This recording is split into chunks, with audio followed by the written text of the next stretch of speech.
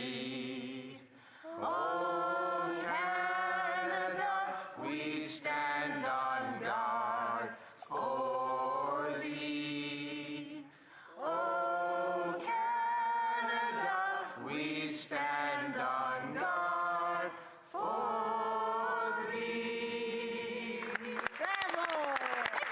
Let the doors be opened que l'on ouvre les portes. Statements by members. Déclaration de député. The Honourable Member for Winnipeg Centre.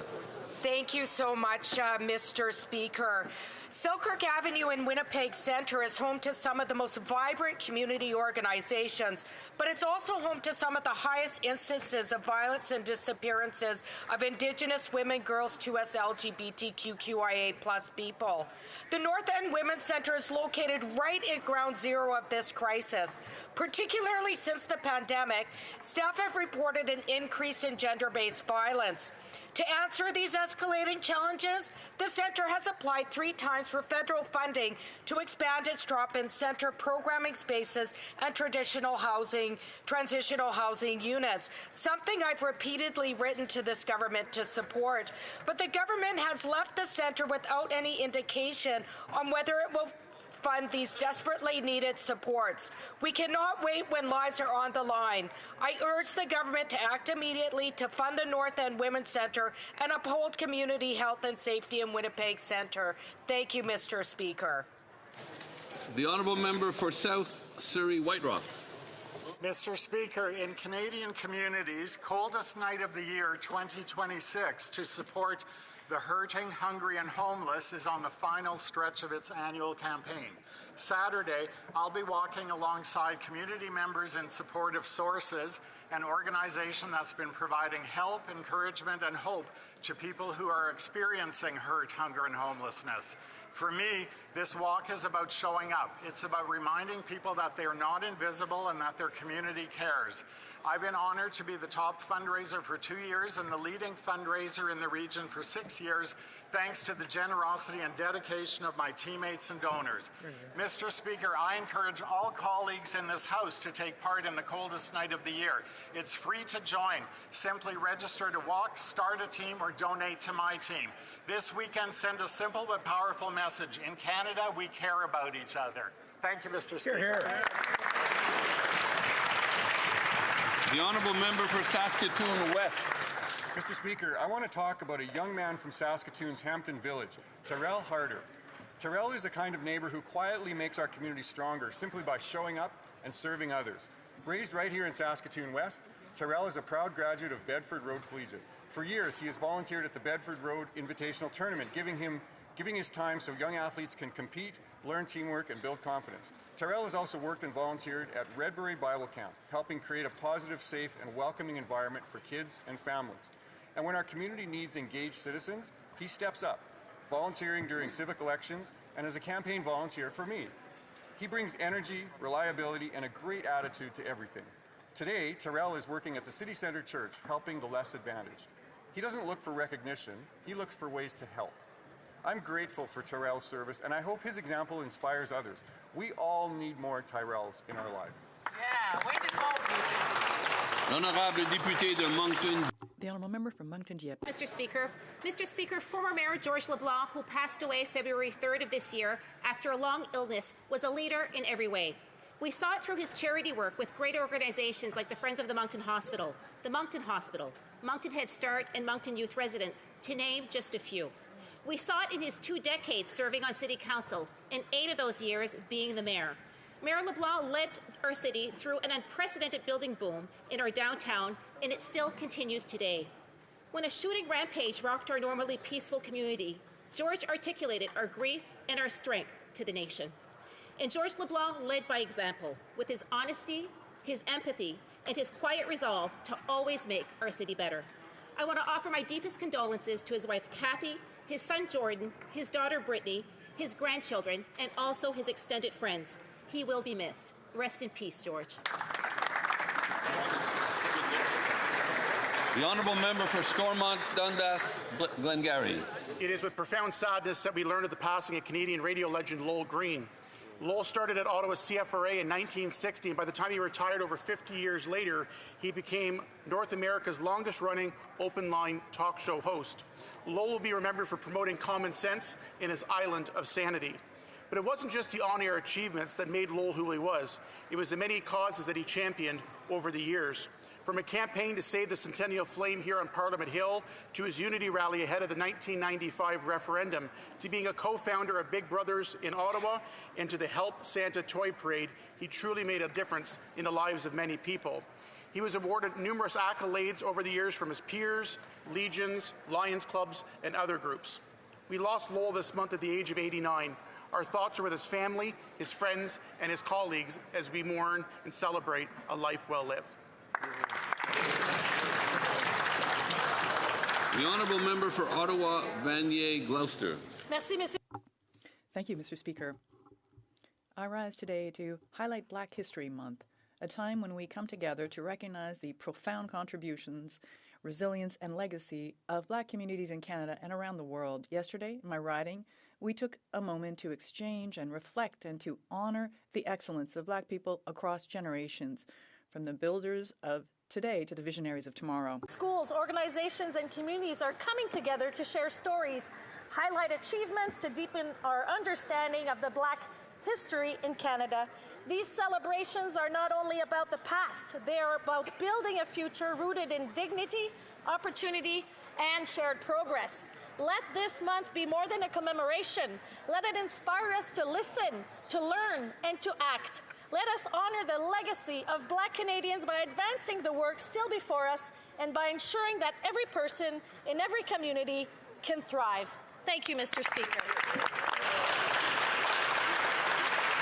The Honourable Member for Calgary Knowles Hill. Eliana McCannalani, my granddaughter. You will be born in a few short months into a world where they've mechanized human thought.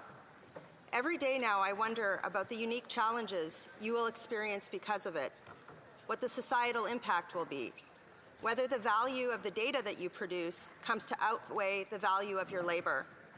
The insecurity of knowing thinking machines could bring automated war. The impact of the consolidation of wealth and power into the hands of the few who own them. And the blurring of what it means to be a human if humanity comes to rely on machines to reason for us. I stand here today to warn my colleagues in this place that these are issues we cannot afford to ignore, and pray that we will find a path for your generation that brings you peace, prosperity, and justice. May you forgive us if we don't. The Honourable Member for Spadina Harbourfront. Mr. Speaker, as we welcome the Lunar New Year, I send my warmest greetings to the Vietnamese Canadian community and to everyone celebrating across my riding of Spadina Harbourfront. The Year of the Horse calls us forward with energy, renewal, and perseverance. It is a time to gather with family, honor our elders, and reflect values such as resilience, generosity, learning, and service. In recent weeks, I've had the privilege of celebrating with Vietnamese communities from the Vietnamese Association of Toronto, the Vietnamese Women's Association of Toronto, to the Waterfront Neighborhood House's Lunar New Year celebrations, and Small World Music's Chao Tut Festival. Each gathering reflects the pride, strength, and cultural richness that Vietnamese Canadians bring to our country. As a proud daughter of this community, I remain deeply grateful to the generations whose sacrifices made greater representation possible. May this new year bring happiness, health, and prosperity. Chúc mừng năm mới. The Honourable Member for Richmond Centre Marlpole. Mr. Speaker, Canadians are tired of new titles and moving offices. They don't want more announcements. They want results. They want homes. This government now proposes another federal housing body. But we already have Canada Mortgage and Housing Corporation, Infrastructure Canada, the Department of Finance Canada, and the Canada Lands Company, all working on housing, land, and financing. So, if all these agencies already exist, what exactly will this new body do that they cannot? Will it build homes faster? Will it cut permits? Will it remove taxes like the GST on new homes? No, it will simply add more overhead and administrative delay. Housing affordability will not improve by multiplying paperwork. It's time for this Liberal government to cut red tape Get out of the way and let builders build. Hear, hear. The Honourable Member for Drummond. Mr. Speaker, another monumental actor has left us. Raymond Bouchard was an extraordinary star in Quebec's cultural universe, and we will miss his voice, his gift of gab, and his generosity in acting and speaking more than words can express. Mr. Speaker, the loss of these extraordinary artists cannot be undone, and each of these deaths erases a little bit of a wonderful period in Quebec's social and cultural history. It is sad. Raymond Bouchard gave us unique characters such as Mayor Le Sage in La Grande Séduction and Léo in La Florida. I also think of his portrayal of Jacques Parizeau in the series On l'Évêque, or his role as Paul Vézina in Scoop.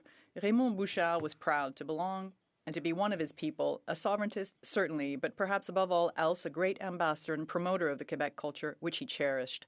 To his family, loved ones, and friends, to those who admired him, allow me to offer my sincere condolences on behalf of the Bloc Québécois. Raymond, thank you for everything. The Honourable Member for Surrey Newton.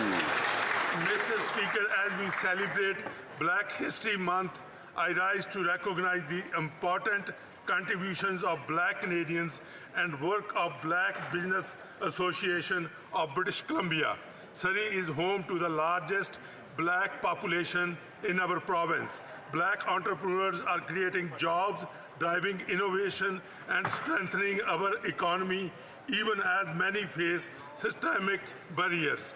Led by co-founders Nerissa Alan and Clavia Elaine, the Black Business Association of BC is addressing these challenges through programs that support market access, regulatory compliance, and international trade. They help businesses grow and compete globally.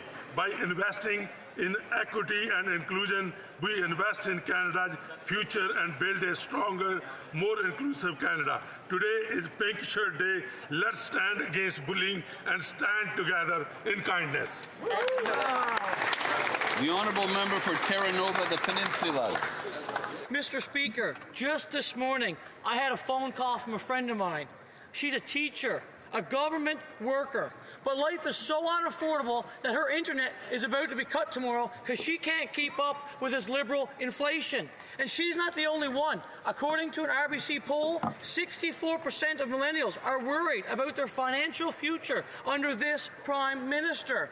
Many Canadians are bankrolling their debt into mortgages. Mortgage debt has now reached $2.6 trillion. But unfortunately, millennials can't do this because they can't afford a home.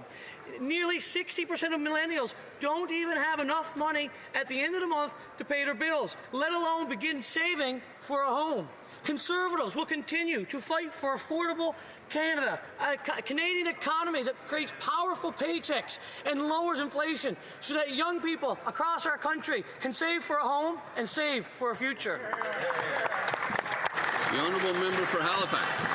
Thank you, Mr. Speaker. Assalamu alaikum. Across the country, Muslim communities are celebrating Ramadan, a holy month of fasting, prayer, and reflection. I want to recognize the resiliency and generosity of Nova Scotia's Muslim communities, demonstrating the strength that comes from unity and support. I also want to highlight the important work of the Ummah Society, which recently received $1.2 million from our government's Youth Gang Prevention Fund. This program is focused on keeping at-risk youth away from a life of crime. By providing mentorship and community resources, Gangbusters is helping to create safer, stronger communities for all of Nova Scotia. I'm proud to stand with Muslim communities and with organizations like the Ummah Society during Ramadan as we work together for a more inclusive and safer Nova Scotia. Thank you, Mr. Speaker. The Honourable Member for Mission Matchley Abbotsford. Mr. Speaker, Liberals have created an immigration crisis that is straining housing, healthcare, and jobs. As of January, non-permanent residents outnumbered unemployed Canadians, and the Liberals are expanding immigration streams that push our young people further away from employment. 6 million Canadians cannot find a family doctor, but taxpayers are now spending $1 billion per year to cover healthcare costs of refugee claimants. And the government has no clear plan for the nearly 3 million temporary residents with permits expiring this year. Canadians deserve a competent immigration minister. Her own caucus isn't confident in her ability to handle these out-of-control problems. It's time for decisive action. Only with strong leadership can we protect Canadians, prioritize jobs for our youth, and secure a sustainable future for our country. The honourable member for Alfred Pellan. Monsieur le Président. Mr. Speaker, this Black History Month, I'd like to pay tribute to the individuals and organizations that showcase my community of Alfred Pellan through the essential work of La Colombite Community Center, a pillar of mutual aid and engagement. I would like to thank its director, Madame Cardi-Rosier, for her leadership and ongoing commitment to families and youth. I'd like to recognize the commitment of Pastor Emmanuel Laurent and Father Claudel Petithomme, whose work contributes to social bonds and the well-being in our community. I would also like to acknowledge the valuable contribution of Father Ronald Legerme and Marie Tessa Pierre, who through their initiatives and dedication provide help and support to those in need and strengthen the social fabric of our community, not to mention the remarkable commitment of Robert Alexander, my most loyal friend and volunteer, whose consistency and dedication make a real difference in Alfred Pellan. To all these people, thank you for being so committed to Canada's multicultural mosaic. Honourable member for Red Deer. Mr. Speaker, the Canadian healthcare system is in crisis. 6 million Canadians don't have a family doctor, and wait times have doubled over the past 10 years. But rather than putting Canadians' health first, the Liberal government interim federal health program allows fraudulent and rejected asylum claimants to be bumped to the front of the line while Canadians pay for it. The Parliamentary Budget Officer says the IFHP will cost $1.5 billion annually to pay for supplementary coverage like vision, counseling, and home care. These are things that Canadians don't receive, and yet Liberals make them pay for it. The fraudsters taking advantage of our generosities. Veterans who served our country and young people battling mental health crises are offered nothing by these Liberal government, but rejected refugees get tax-paid-funded psychologists and therapists. A nation that refuses to put its own citizens first is deeply disturbing. I urge the Liberals to reflect what kind of message their vote will send to Canadians on the Hampton South.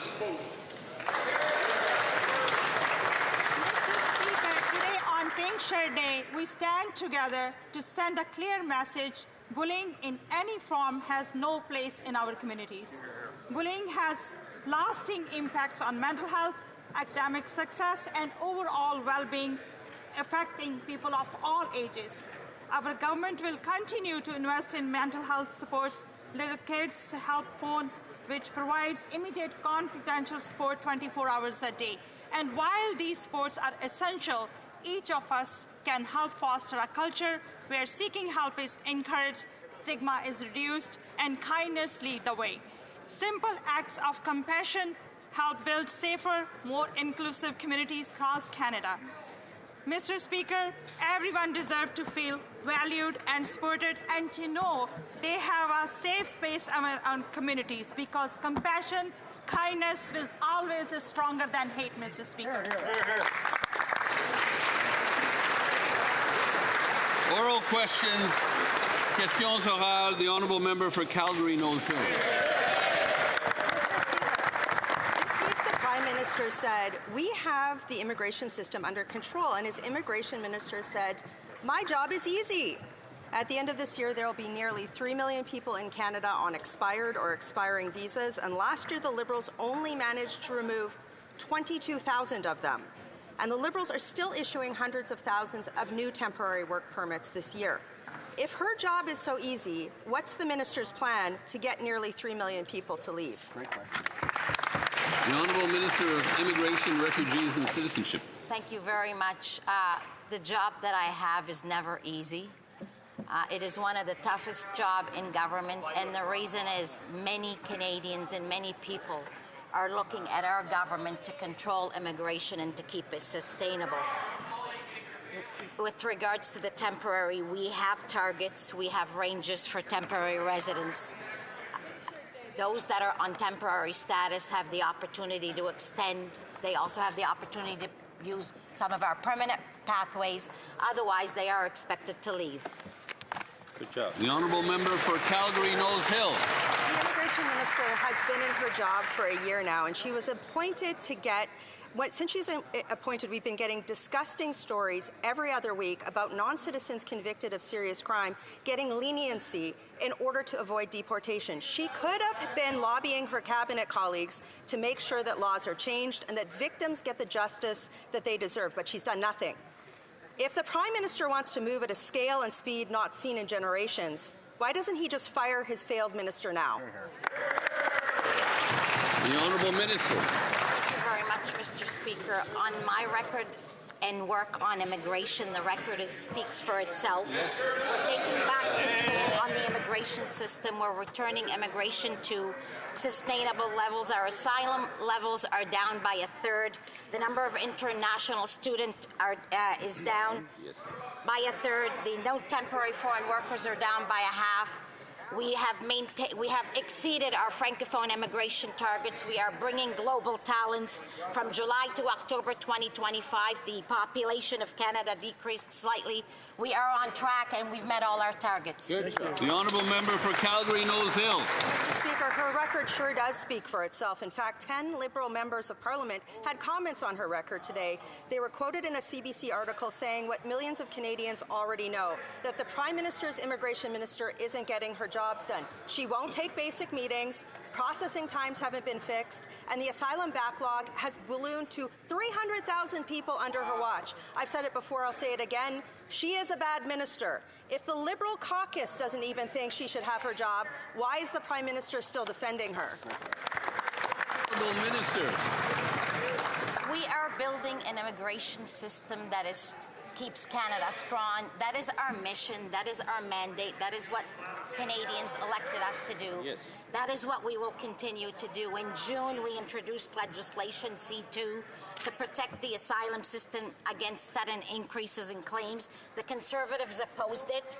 In October, we brought forward new legislation C12 that will protect our borders and strengthen the immigration system. That's right. The Conservatives have delayed it at every stage. right. We're building an immigration system that is sustainable and that will keep Canada strong. That's right. Honourable member for Calgary Nose Hill. Well, Mr. Speaker, today the CBC reported what we all see every day, that the immigration minister's own Liberal colleagues cringe awkwardly as she fumbles her way through serious issues. I've had the misfortune of sitting across from her in Immigration Committee where she can't answer basic questions about bills that she is presented to Parliament. While her infamous salad quote was admittedly crazy, the immigration portfolio is no laughing matter. Under a Conservative government, Canada's immigration system functioned well. It was fair and orderly, but not with this minister. Why does she still have her job? The Honourable Minister. Monsieur le Président, en matière de... Mr. Speaker, on immigration, this government has reduced asylum claims by a third. The number of international students in Canada has gone down by a third. From July to October 2025, the population of Canada slightly decreased after several years. We have increased the percentage of the economy stream to 64% in order to attract world-class talent. We are building a world-class immigration system. The Honourable Member for Charlebourg-Saint-Charles. Mr. Speaker, yesterday the Prime Minister stated that the immigration system is under control, but the Liberals have actually broken the system. The facts are that 86% of fake asylum seekers are still in Canada. Thousands are still wanted by the CBSA, and appropriate security checks are not taking place. And these individuals are placing pressure on our schools and healthcare system in Quebec. Will the Prime Minister finally fire this minister, the Honourable Government House Leader? Mr. Speaker, on this side of the House, we are proud to serve side by side with this immigration minister. We are proud of our immigration system. We are very proud to have the first Lebanese woman in this position with a remarkable roadmap as a Nova Scotia MP and here in the House. The results speak for themselves. Asylum claims have gone down by a third. The same thing for international students. And from July to October, the population of Canada went down. This minister is doing her job. The honourable member for Charlebourg-Saint-Charles.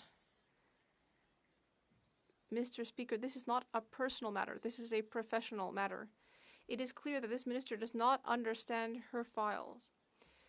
10 of her colleagues said on Radio-Canada that the minister is not familiar with her files and is incompetent. We need a minister who understands what's happening in Canada and can manage the immigration system. Will the Prime Minister finally fire his minister, the Honourable Government House Leader? Mr. Speaker, you know who can't answer questions about immigration? People on the Conservative side who have no immigration policy. And they took a week to think about it and decided to come back to this House and punch down and try to bully the most vulnerable people, refugee seekers. For example, they're trying to kick out wounded children from the Ukraine war. They don't want kids like that to get health care. It is the Conservatives who don't have an immigration policy. On this side of the House, we are proud of our minister and our record.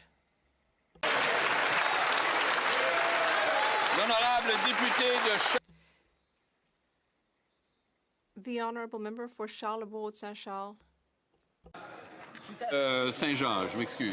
I'm sorry, the honourable member for Saint-Jean. Mr. Speaker, the Currem software fiasco with its $5 billion cost overrun is the last straw for Quebec, and the National Assembly of Quebec has just adopted a unanimous motion to state that federal IT projects and their cost overruns represent complete wastage on Quebec taxes. All Quebec elected officials have asked the federal government to create an arm's-length inquiry on federal IT contracts. When will we finally see this inquiry? The Honourable Government House Leader. Mr. Speaker, modernizing the government is something we are currently working on, and it is already showing results. When it comes to old age security benefits, currently we are servicing 7 million Canadians with a new modernized system that has replaced a system that was really outdated. The project is in the budget and is part of a much broader modernization project for all Government of Canada benefits. The Honourable Member. Mr. Speaker, the National Assembly unanimously pointed out that the Phoenix software went from an initial budget of $309 million to $5.5 billion, while ArriveCAN went from $80,000 to $60 million. And now, Currem has gone from $1.75 billion to $6.6 billion. And yet the Liberals continue to deny that the Currem budget has ended up going over projections, even though the Auditor General already had pointed that out in 2023. Once again, when will there be a public inquiry? The Honourable Minister of Employment. You say things, it doesn't make it true. In fact, the Currem software program is actually under...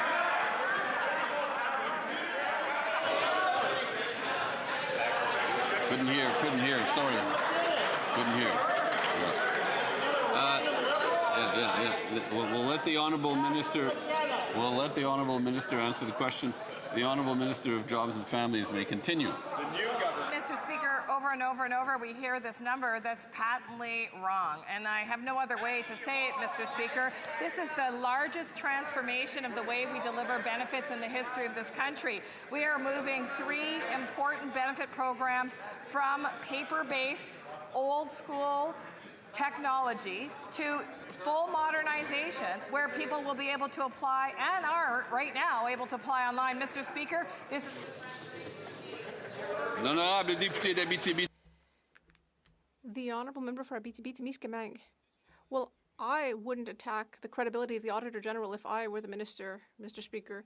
These Liberals seem to think this is just a joke. They're just ignoring the problem, and they keep on spending taxpayer money. The National Assembly has reminded us that over 3 failed IT projects, Ottawa has wasted more than $10 billion. That's 5 times more than it would take the government of Quebec to repair 227 hospital buildings. But there's no accountability in Ottawa. The Liberals keep saying that there haven't been any cost overruns.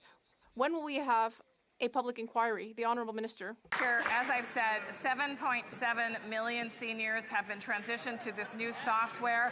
There are still some seniors who have applied for their benefits that are waiting. That number is dropping, Mr. Speaker, every week, every month, as we anticipate it will continue to do. And Mr. Speaker, our officials are working very hard, night and day, to make sure that all cases are resolved. If the member opposite has a person in his riding who needs urgent attention, I suggest he share that name with me or have them call Service Canada. We haven't received any names yet from that member of Parliament. The Honourable Member for Thornhill. Liberal immigration minister is out of her depth, and the numbers prove it. 86% of rejected asylum seekers remain in Canada. 25,000 people were admitted without a proper security screening, and nearly 3 million temporary visa holders are nearing expiry with no clear plan in place. And yesterday, the Prime Minister claimed that the system is, quote, under control. But there are no real controls left. The Liberals dismantled them, and the minister has shown no ability to restore order. So with results like these, why is she still in her job? The Honourable Minister of Justice. Mr. Speaker, I will park some of the factual inaccuracies that were included in the member's question, but let me just take a moment to say that I have been proud to work alongside my colleague for Nova Scotia, not just in her current capacity as Minister of Immigration for Canada, but previously when she served as the Immigration Minister in my home province of Nova Scotia. She was uniquely responsible for bringing the healthcare workers that provide care to my neighbours. She was uniquely responsible in helping resettle refugees from Syria when the federal Conservatives wouldn't lift a finger. She is working on a program that may be a difficult problem to solve, but she is restoring integrity to the immigration system, and the personal attacks are cruel, inappropriate, and beneath this House. The Honourable Member for Thornhill. It is that minister who left the immigration minister with the mess that she has to clean up. And he knows that even Liberal MPs who have been passed over for a decade can see that she's out of her depth because of the mess that he left. Yeah. These are direct quotes from them. She has no idea how to respond. She doesn't make sense. She puts her foot in her mouth. At what point will the Prime Minister acknowledge that this file requires real leadership and a serious course correction without the two of them? The Honourable Minister of Canadian Identity and Culture. Mr. Speaker, we see what the Conservatives are doing here, pitting Canadians against asylum seekers. Some of them helped us during COVID, deliberately confusing fraudulent claimants against failed asylum claimants. This isn't a dog whistle, it's a foghorn. And I know it's Lent, so I do implore them to show a little grace. So instead of shedding MPs for Lent, Mr. Speaker, which we appreciate, maybe they need to shed this line of questioning. The Honourable Member for Thornhill. They've just put up a third failed immigration minister to answer for the question. This is actually a really serious issue, and they can talk down members of this House. They can call them bad people all they want, but Canada's immigration consensus is crumbling. Stakeholders aren't getting their calls returned. Controls are gone, putting pressure on housing, on healthcare, and on jobs, and the minister is MIA throughout all of it. The House deserves a straight answer. When is she getting fired? Yay! The Honourable Minister. So, Mr. Speaker, let's assume for a second that the Conservatives actually want to help the situation. Perhaps the member opposite can turn to her right, talk to the leader of the opposition who's changed so many ridings, he's Parliament's own temporary foreign worker, and ask him to stop going around the country pandering to communities, promising them not to be deported, and promising visas for everyone. That might help, Mr. Speaker. The Honourable Member for Regina Capel. Mr. Speaker, they're putting up all the failed previous immigration ministers to speak for her. Mr. Speaker, the Liberal Prime Minister has created a sentencing discount system.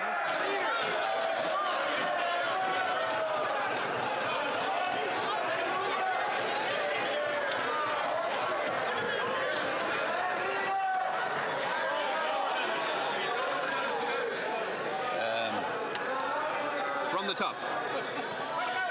Liberal government has created a sentencing discount system for foreign criminals. The Prime Minister claims that they've got the system under control. Well, let's look at the case of Rajbir Singh. This criminal sexually assaulted a young woman and received a conditional discharge so he would not have a criminal conviction registered against him so he could stay in the country. Under this Liberal PM sentencing discount policy, not only are dangerous criminals allowed to stay in the country, they get released early. When will this Prime Minister fire his immigration minister, or does he think that she's got it all under control? The Honourable Minister of Public Safety. Mr. Speaker, the assertion of the member in the opposition party is absolutely false, Mr. Speaker. When somebody is before the courts, somebody's facing criminal charges and conviction, they're deemed to be inadmissible in Canada, Mr. Speaker. The Canada Border Service agencies take these very seriously, and they have admissible individuals removed. Last year, we removed over 22,000 individuals from Canada. But let me be very clear. The issue of lawful access is a tool that law enforcement have been asking for. The party opposite has absolutely failed in supporting those policies so that we can have a safer country, Mr. Speaker. The Honourable Member for Regina Capella. If they had confidence in the immigration minister, then she would be answering these questions herself, Mr. Speaker. Let's take a look at another case. Joyson Lewis assaulted his girlfriend, grabbed her, tearing her shirt in the process, and threw her to the ground when he hit her again. The judge in the case sentenced this foreign criminal to 9 months of probation, specifically so that the conviction would not be entered into the record so he could stay in Canada. Why is this Liberal government doubling down on a policy that gives sentencing discounts to foreign criminals, and when will this Prime Minister fire this minister? The Honourable Minister of Public Safety. Mr. Speaker, Canada is a rule of law country, one that respects the rule of law. Nobody is above the law, Mr. Speaker. And the discounts that this individual is talking about is absolutely false. What I will say is that the Canada Border Service agencies removes those who are inadmissible to Canada, those with criminal penalties. But let me also be very clear, Mr. Speaker. The party opposite absolutely refuses to move on lawful access, a tool that law enforcement has been asking for from coast to coast to coast. This is the record that party has in terms of defending the rights of Canadians and keeping Canada safer, Mr. Speaker. The Honourable Member for Long Range Mountain. Mr. Speaker, by the end of this year, 3 million temporary residents will have had their visas expire, and the government has no enforcement plan to ensure that they leave. Last year alone, 1.5 million permits expired, and the Liberals just simply assumed that they would magically comply. The system is out of control. Housing is strained, youth unemployment is rising, our healthcare system is broken. Canadians are clearly paying the price. So when will the Prime Minister take responsibility for this failure and fire his immigration? The Honourable Secretary of State for Combating Crime. Mr. Speaker, we have been getting this immigration system under control. We've just seen that Bill C-12 is about to pass from the Senate. This will not allow people to abuse our asylum system. And Mr. Speaker, if they cared so much about crime, they would have passed C-14 a long time ago. We could have had that bill passed back in Christmas time, Mr. Speaker. It's 80 different changes of the Criminal Code of Canada. We're strengthening our criminal code more than we have seen in generations, Mr. Speaker. Honourable Member for Long Range Mountain. Mr. Speaker, competence is not talking points, it's measured by results. 33,000 non-citizens listed as wanted by the CBSA is not competent. When 86% of rejected asylum claimants remain in Canada, that's not compassion, that's a system that is not being enforced. The minister has lost control of the file, the confidence of stakeholders, and now members of their own caucus are questioning her ability, and Canadians are paying the price. So once again, will the Prime Minister take responsibility for this failure and fire his immigration minister. The Honourable Secretary of State. Mr. Speaker, if the Conservatives really cared about these issues, they would support us in our responsible legislation that we are putting forward. We're bringing down asylum numbers, Mr. Speaker, in this country, and we're reducing fraud in our system with the leadership of the immigration minister, Mr. Speaker. If the Conservatives cared, they would stop their divisive politics and their hate tactics, and they would join us in making sure that legislation passes swiftly through this House, and they would stop the obstruction. Here, here, right on. L'honorable député. The Honourable Member for Pierre Boucher les Patriotes Verchères. Mr. Speaker, the Liberals have cut $5 billion for public transportation, and Quebec never even got a dime from that fund, but Ontario and Western Canada have received a lot of money. And what's weird is that sum, $5 billion, is exactly the same as the cost overruns for the Curum software, which doesn't even work. So that's $5 billion more for consultants and $5 billion less for public transportation. Why don't the Liberals invest Quebecers' money within Quebec instead of making consultants rich? Thank you, Mr. Speaker. Merci pour la question. The good news, Mr. Speaker, is that we have a Building Communities Fund, strong fund, which includes public transit. This is a $51 billion infrastructure fund that this House has the opportunity to support in the Budget Implementation Act. $51 billion, and a significant percentage of that applies to public transit. We are in talks with the Government of Quebec to pursue the opportunity for public transit investment. We hope to conclude those negotiations and be able to ongoing invest in public transit across Quebec as we have across the country. Thank you, Mr. Speaker. L'honorable député de Repentigny. The Honourable Member for Repentigny. Mr. Speaker, this $5 billion cut to the public transportation fund is being criticized by everyone. The Transit Alliance, a coalition including Équiterre, Trajectoire Québec, Vivre en Ville, and many other organizations. They're all saying the federal government is hurting users, mobility, and its own climate targets. And what's even worse is that Quebec did not get a single dime of this money, whereas Ontario and Vancouver hit the jackpot. Will the Liberals cancel this cut and ensure that Quebec gets its fair share? Monsieur le Président, merci pour la question. Once again, thank you for the question. To pursue public transit investment with the Government of Quebec. We are at the table, we are negotiating, we welcome the opportunity to invest. There is significant dollars available in the Build Communities Strong Fund. When the BIA is passed, we will be able to move that funding through on top of the $25 billion that's available in the Canada Public Transit Fund. So you add all that up, there's a significant increase to the public transit funding that is available, and there's more flexibility for provinces, territories, and cities to pursue. Thank you. The Honourable Member for Nanaimo, Ladysmith. The Prime Minister falsely claims he has our immigration system under control. But when a non-Canadian on a student visa can spy on his female housemates for 6 months and not get deported, Canadians know the system is out of control. He recorded them in various states of undress, Mr. Speaker. He recorded them using the bathroom. But instead of protecting these women, Liberal sentencing discounts allow immigration consequences to benefit the offender. When did the Liberals abandon vulnerable women? And when will the Prime Minister finally take accountability and fire his immigration minister? The Honourable Secretary of State for Combating Crime. Mr. Speaker, it's completely the opposite. The Conservatives would like Canadians to believe that there is some policy in place. There is no policy in place. The provinces should respond for those types of actions that are happening in provincial criminal courts, not federal policy, Mr. Speaker. If anything, we are strengthening the Criminal Code of Canada to make sure that criminals face the penalties that they should for these outrageous crimes. The Honourable Member for Nanaimo, Ladysmith. That's not an answer, Mr. Speaker, and this isn't isolated. When a non-citizen can sexually assault someone's 18-year-old daughter twice and not get deported, the system is out of control. This offender was found guilty of sexual assault. The judge knew he would be deported, but then they gave him a discharge and probation so another criminal stays in Canada.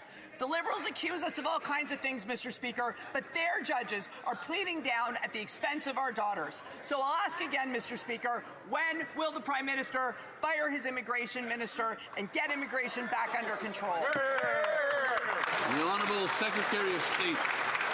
Mr. Speaker, these are not our judges. These are Canadian judges appointed by provinces. Our criminal court hearings happen at the provincial level, Mr. Speaker. Therefore, Conservatives would like Canadians to believe that there is some type of federal policy that is making judges make these decisions. There is absolutely no such policy, Mr. Speaker. If anything, we are tightening our Criminal Code of Canada. In C-16 and in C-14, we're making sure that we support our victims of sexual assault and that we make conditional sentences no longer a thing. L'honorable député de The honourable member for Montmorency Charlevoix.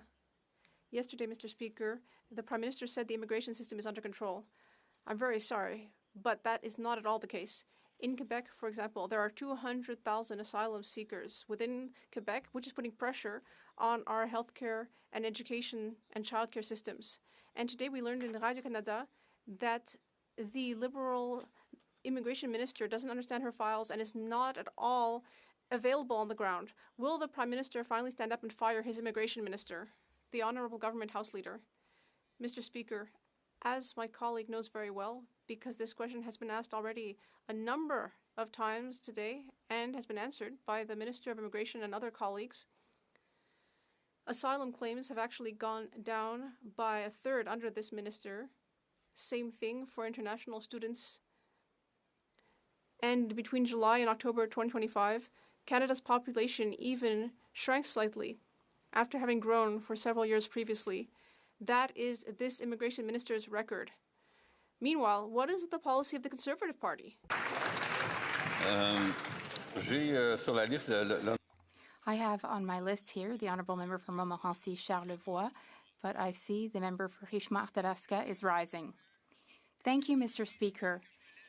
For weeks now, I've been rising in this place to ask questions about the QRAM IT software project. The cost ballooned from $1.6 billion to $6.6 billion. That's a $5 billion cost overrun. There are 78,000 seniors waiting to receive their benefits. We've asked dozens of questions. The Liberals haven't answered our questions. Yesterday, I asked if there was anyone taking leadership on the government benches who would take ownership of this file so that I could go and see that person, so that they could handle these files. This is unacceptable. Canadians are paying out of pockets for this. This is wasted money. What will the Liberal government be doing about this? The Honourable Minister of Employment and Families. I find it ironic that the member opposite is saying that he's asked who to speak to, and I've said about 15 times, come and speak to me directly if you have cases that you need accelerated. I've also been very clear in this House, Mr. Speaker, that this is a massive transformation of software. We have a portfolio of money allowed to us to do that transformation, and in fact, we're under budget, Mr. Speaker. So the member opposite, if he needs to be briefed, I ask him to come to me immediately after question period, and I will talk to him. The Honourable Member for Lévis-Lotbinière.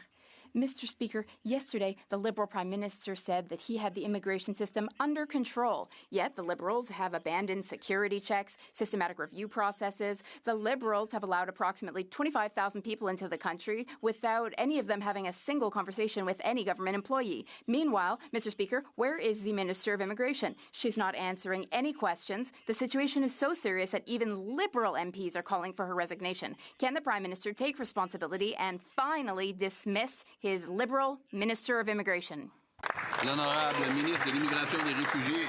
The Honourable Minister of Immigration, Refugees and Citizenship. This one, let me be clear about the facts. Officers rigorously review each and every claim before they reach the IRB, and nobody can claim asylum in Canada without questioning. To keep Canadians safe, CBSA does the front-end security screening on all adult refugee claimants. There is no rubber stamping of any files and any claims. Each one is assessed individually on the merits by highly trained decision makers. Our government worked hard to bring the asylum claims down by more than a third last year. We will keep working hard to do that. We've got Bill C-12 in front of us. And thank you, Mr. Speaker. The honourable member for Sault Ste. Marie Algoma. Speaker, we know that Canadian workers are the backbone of the strong economy. The government's new workforces alliances are bringing together workers, industry, and training partners to build the skilled and resilient workforce that Canada needs for the future. Now more than before, Canadian workers need their government to have their backs. Can the Minister for Jobs and Families tell this House how our government is supporting workers and strengthening the Canadian economy now and in the future? The Honourable Minister for Jobs and Family. Mr. Speaker, the Member of Parliament for Sault Ste. Marie Algoma is a force to be reckoned with. In fact, it was such an honour to stand with him at the Algoma Steel Mill to support the defence of Canadian-made steel. And I want to thank him for his ongoing advocacy. Mr. Speaker, it was a very proud moment for me to announce 5 additional workforce alliances. What these are, Mr. Speaker, are a way, and something that industry has been calling for a very long time, a way to streamline skills training with the needs of industry. I'm so thrilled that we are working strongly with workers and employers across this country to build Canada strong. The honourable member for Saskatoon West. Mr. Speaker, yesterday the Prime Minister falsely stated that he had the immigration system under control. Does he realize his own immigration department is rubber stamping asylum claims from terror-sponsoring countries like Afghanistan, Yemen, and Iran? We just heard that the Minister doesn't even realize that she's auto-approving claims from Pakistan, where one of its nationals was trying to claim asylum when he was arrested in Quebec for allegedly plotting a terrorist attack against Jews in New York City. This incompetence hurts legitimate refugees and all Canadians. Now even their own caucus is calling for the Prime Minister's hand-picked immigration to be fired. When will the Prime Minister wake up and fire this immigration minister? The Honourable Minister of Public Safety. Mr. Speaker, every file for asylum comes through a very rigorous security check, Mr. Speaker, both through CBSA as well as through CSIS. Our law enforcement work every single day to keep Canadians safe, and the rigorous process to ensure that those who are inadmissible are deemed to be inadmissible and are removed is something that our law enforcement agencies do each and every day, Mr. Speaker. The assertions made by the opposition is absolutely false. Honourable member for Saskatoon West.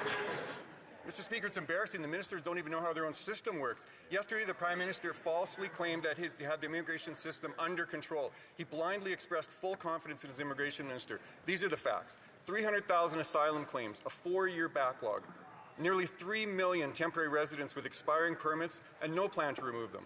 Auto-approving asylum claims from terror-sponsoring countries without any human intervention. Ask any Canadian. Immigration is far from under control. Now even Liberal MPs are questioning her place at the cabinet table. Will the Prime Minister finally wake up, listen to his own MPs, and fire his incompetent immigration minister? The Honourable Minister of Public Safety. Mr. Speaker, what I can say is that we have a robust refugee protection system that ensures the safety and security of Canadians. First and foremost, Mr. Speaker, we have a system through the Immigration Refugee Board where every single file is assessed for its merit and it's in compliance with the Refugee Convention of 1951. Secondly, Mr. Speaker, before somebody is granted permanent residency, there is a vigorous security check that enables Canada to ensure the safety and security of Canadians from our law enforcement agencies, including the Canada CSIS as well as the Canada Border Service Agency. The assertions made by... The Honourable Member for Riding Mountain. Mr. Speaker, I asked the Immigration Minister at Health Committee how many more patients our healthcare system could handle. She laughed, then said it wasn't a fair question for immigration. Not a fair question, Mr. Speaker. 6 million Canadians don't have a doctor. People are dying waiting for care. Our system is at capacity, and she doesn't even know it. If the minister sitting immigration levels doesn't think healthcare capacity is her business, then she has no business being minister. So will the Prime Minister fire her today? The The Honourable Health Minister. Thank you, Mr. Chair. So Canada has the values to which the world aspires. We have always been and always will be committed to fundamental rights and human dignity. And we believe in our universal healthcare system. Let's not play politics at the expense of asylum seekers. As I just said, we must build a better healthcare system, and we are doing it working with provinces and territories. Thank you. The Honourable Member for Riding Mountain.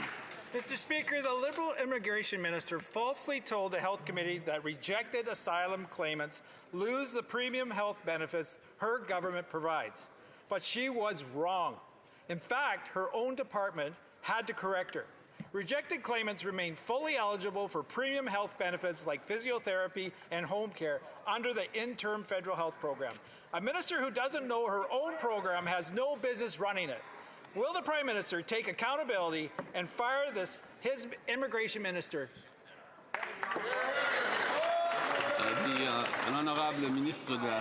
The Honourable Health Minister. Thank you, Mr. Speaker. I would like to remind my colleague that healthcare is provincial jurisdiction, not federal jurisdiction. The Health Minister and the Immigration Minister have the responsibility to work with provinces and territories in offering services, and as you know, the Immigration Minister has nothing to do with who offers or provides services on the ground. Thank you. Canada's immigration system is broken, and the Liberal Immigration Minister is treating this critical file like a game of hide and seek. She's not very good at hiding, but the Liberals are very good at deflecting. Even her own Liberal colleagues have called out her abject incompetence. As the minister tries to hide, Canadians are left witnessing youth unemployment crisis and 3 million temporary resident visas expiring in 2026. Will this minister stop playing games and start taking responsibility for the mess that she and the Liberals created? Hear, hear. The Honourable Minister of Justice. Mr. Speaker, it's clear without much substance in the question that's actually being put on the floor that the Conservatives had decided, for political reasons, to try to use immigration as a wedge issue in Canadian politics. They could be using their questions to focus on the Canada-U.S. relationship. They could be using it to focus on how we can improve healthcare, how we can grow the economy. But no, for more than 10 years that I've been elected as a member of Parliament, time and time again, when things get tough, the Conservatives pivot to attacking newcomers. We are dealing with, in some instances, some of the most vulnerable people in the world. I wish we could focus on... Whoa. There's a lot of noise coming from that side. I know there's some coming from the end over there, and I've got my eye on a certain member over there, but there's a lot of noise coming from that side. So, okay. The Honourable Minister may continue, but please let's keep it down. I'll conclude very quickly, Mr. Speaker. This is a time for thoughtful debate on policy solutions that will advance the country's interests, not a time for immature name-calling. The Honourable Member for Leduc-Wetaskiwin. Less than a year ago, the Liberal election platform promised that the federal deficit would be limited to an already eye-popping $62 billion. That deficit exploded to $78 billion in the fall, with billions more added since. Our federal debt is now nearly 2.5 times what it was just a decade ago. Meanwhile, the Toronto Star warns this morning that Canadian household debt has risen to a record $2.6 trillion. How have we gone in just a decade from a country with a balanced budget and the richest middle class in the world to a country where Canadians are taking on record personal debt to pay off bills passed down to them by their own federal government? Unbelievable. Yep. The Honourable Parliamentary Secretary. Debt and deficit that are fiscally sustainable, because the IMF has testified to that fact. The Bank of Canada has testified to that fact. We continue to put in measures, of course, to build up the economy. And opportunities agenda is exactly what this country needs right now. We have seen this government move ahead to ensure that the resources of this country get to market, to build up infrastructure, to make sure that this country can compete on a global level in a changing international landscape. If Conservatives want to be serious, they can join us in those initiatives by pursuing policies that are thoughtful, or they can keep playing games. Hear, hear. The honourable member for Leduc-Wetaskiwin. Well, under the Liberals' new leadership, Canada's multi-front economic crisis has gotten objectively worse. The Liberal Prime Minister himself promised the $62 billion deficit. Their own budget shattered that promise, adding $16 billion in new debt, and they've added billions more in recent weeks. Young Canadians are taking on record personal debt to pay the bill. According to RBC, 64% of millennials are anxious about their financial future as monthly costs squeeze budgets. Which Liberal minister will stand now to explain to those young Canadians why they should take on more personal liability and stress to cover ever-increasing Liberal debt? The Honourable Parliamentary Secretary. You know, it's interesting. The Conservatives never tell us what they would cut. If they want to pursue this line of questioning, it's logical that they would go to another issue. Would they cut the Canada Child Benefit? They would. Would they cut child care? They certainly would. Would they cut pharmacare? They certainly would do that. Would they cut the school food program that we want to make permanent? They would do that.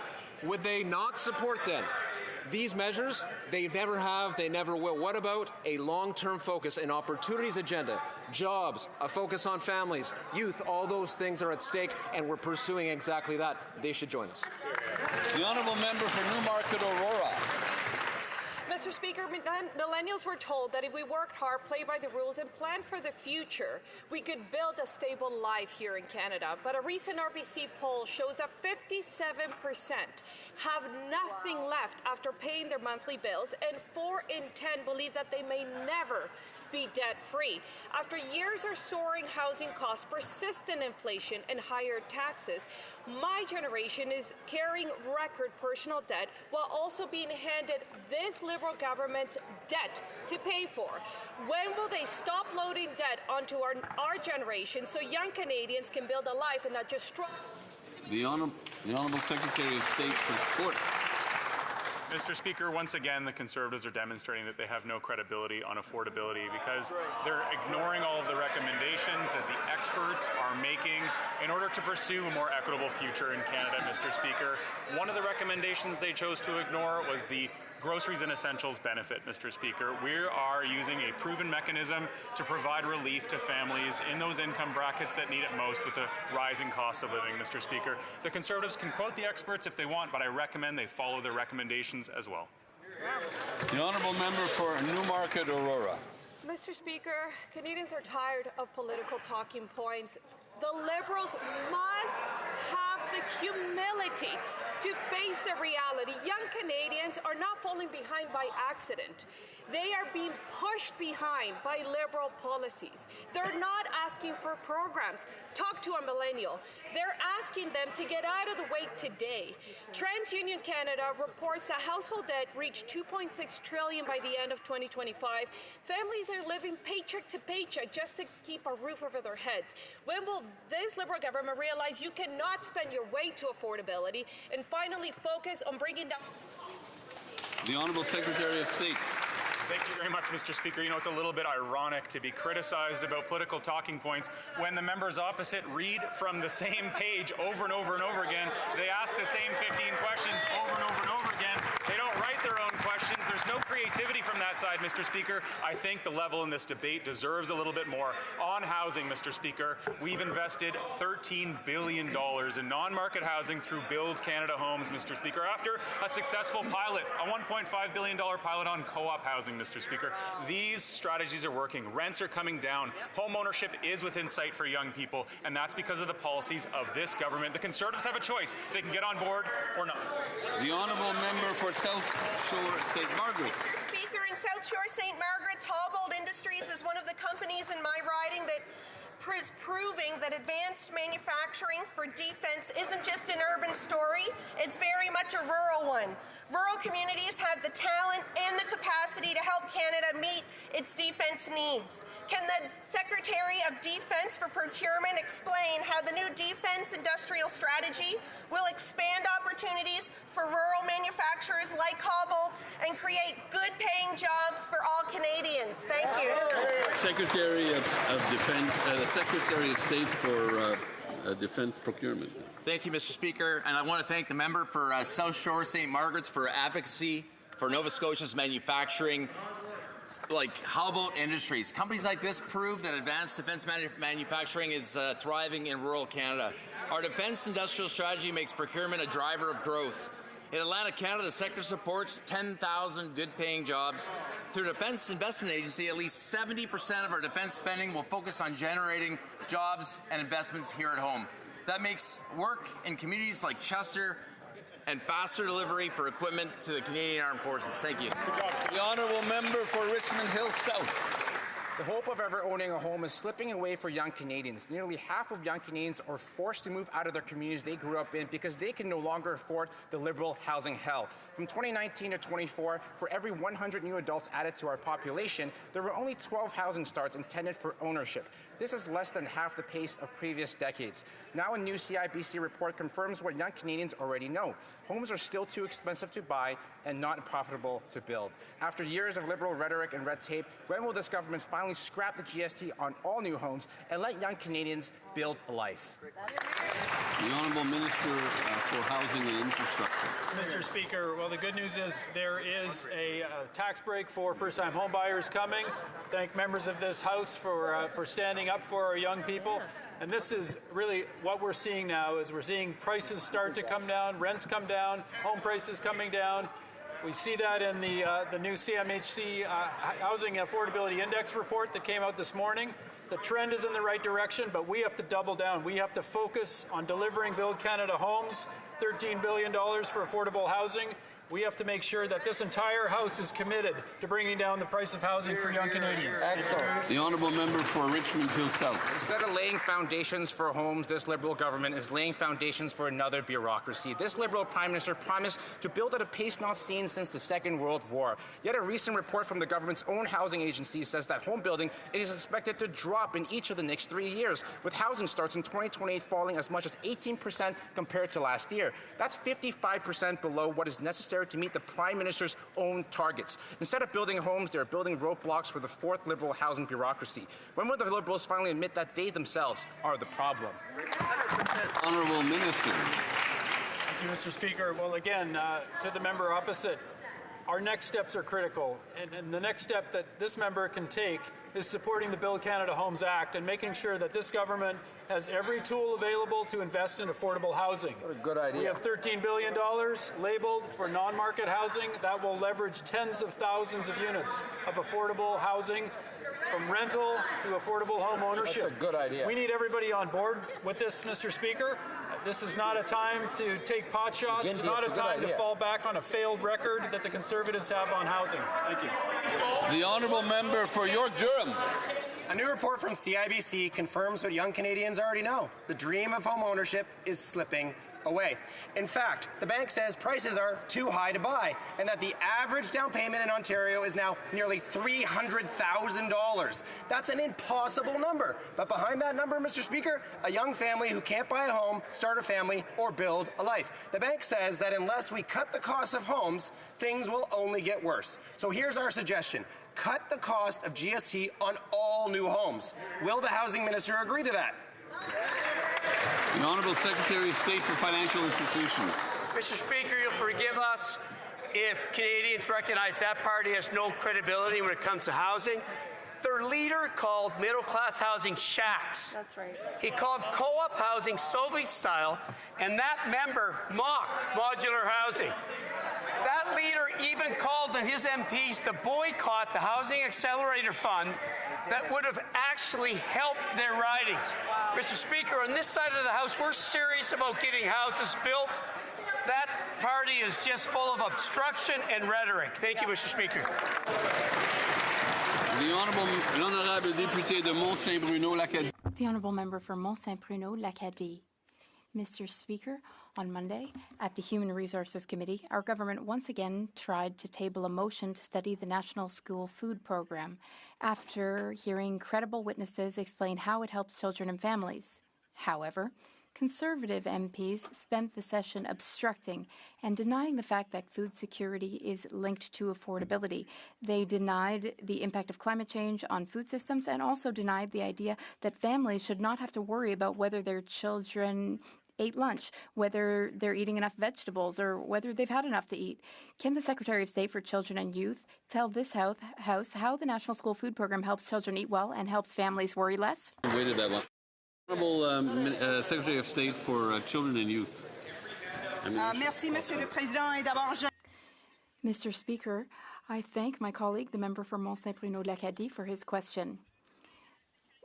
If the Conservative Party wants to talk about food insecurity, they should support the school food program. A new study by the Breakfast Club of Canada shows that when children eat well at school, their academic performance improves. Child health improves, and this program also helps families reduce their food spending. While they engage in pointless obstruction, we will continue to listen to educators and experts. Thank you, Mr. Speaker. Brantford South, Six Nations. This week, Peel Police charged 4 men with sex trafficking girls as young as 11 years of age. Yet within 24 hours, these disgusting criminals were released on liberal bail. Let that sink in. Grown men charged with exploiting young girls are now walking free. Wow. This is an absolute disgrace. This is what a broken justice system looks like. Yep. Enough is enough. When will this government stop coddling the worst criminals in our society and finally stand on the side of innocent children? Here, here. Honorable Secretary of State for Combating Crime. Thank you, Mr. Speaker. Just today, I was with Peel Regional Police at a human trafficking symposium, and we talked about these issues with survivors. It's really important that criminals of this type, this heinous crime, get the sentences that they deserve, and that is why, Mr. Speaker, we brought in place bail reform. Had the Conservatives cooperated, we could have had it passed before Christmas, but they chose to obstruct. I'm glad to see that the legislation is now progressing and we could put an end to the revolving door. Hear, hear. Yes. The Honourable Member for Winnipeg Centre. Mr. Speaker, today Indigenous women, girls, and Two-Spirit people are meeting with government officials to discuss safety in communities impacted by resource extraction. Yet this follows a budget that included zero funding for MMIWG and the Liberals' exclusion of Indigenous women in the development of Bill C-5, despite the high rates of violence around these projects. Mr. Speaker, will the government mandate enforceable community safety plans for corporations and restore funding to address this ongoing crisis? The Honourable Minister for Women and Gender Equality. We owe it to survivors and those we've lost to act and prevent gender-based violence. As we advance these major projects, we're working with communities to protect women, girls, and gender-diverse people. Through our National Action Plan, we're strengthening prevention and ensuring that survivors can access those supports. This is how we ensure progress never comes at the expense of the safety of women and girls in our country. Thank you, Mr. Speaker.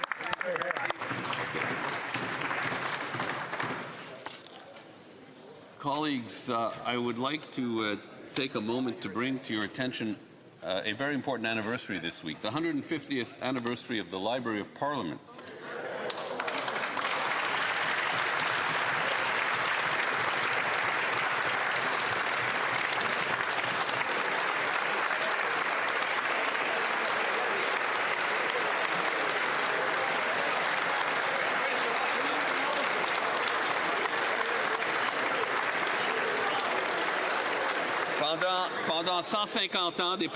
For 150 years, parliamentarians could count on this treasure of information, of expertise, of knowledge. I think all members of Parliament appreciate the exceptional service that the employees of the Library of Parliament provide every day. With their intelligence, their professionalism, and their innovation, this institution has evolved over the years to provide information so that we could best serve our riding and our constituents. We can count on the calm, diplomacy, and wisdom of the Library of Parliament staff. 50 years, the library has evolved and innovated to meet the changing needs of Parliament. The days when the library's services were centered on a collection of books, journals, and reference works is long gone. Today, thanks to technology, The walls of the library have disappeared and parliamentarians can access its resources wherever they are, whenever they want. Dynamic, digital, and highly specialized, the Library of Parliament has risen to the challenge of meeting the needs of modern parliamentary democracy. Au cœur de l'évolution de la... At the heart of the evolution of this Library of Parliament, we have generations of librarians, researchers, and many other analysts who work tirelessly to make sure that parliamentarians have the information they need when they need it.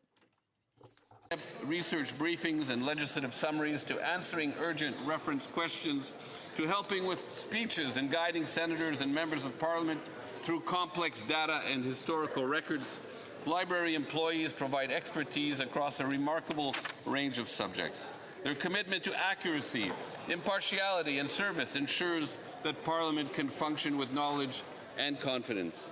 As we celebrate the library's 150th anniversary, we honor not only the building itself, but also the extraordinary staff whose skill and dedication have sustained this institution for a century and a half. On behalf of this House, I express the deepest gratitude of its members to the Library of Parliament for the excellence of its services, which continue to inspire, inform, and support parliamentarians. Thank you. Merci.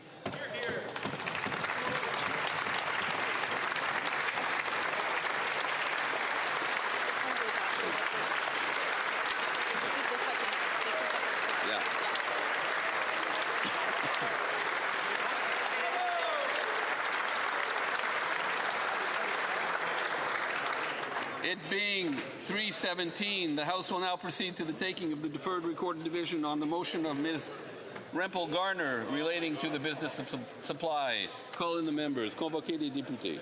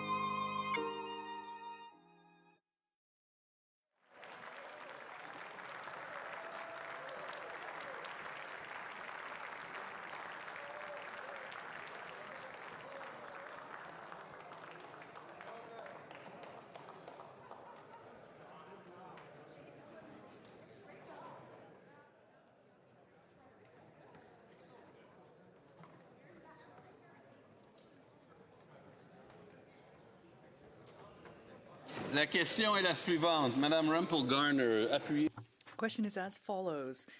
Ms. Rempel Garner, seconded by Mr. Davies, Niagara South, moves that given that, 1, the cost of the interim federal health program has more than quadrupled. No? Yes or no? Okay. The cost of the interim federal health program has more than quadrupled in the last 4 years, from $211 million to $896 million. 2, the cost of the interim federal health program is projected to rise to $1.5 billion by 2029-2030. 3, the interim federal health program provides non-citizens with failed asylum claims access to benefits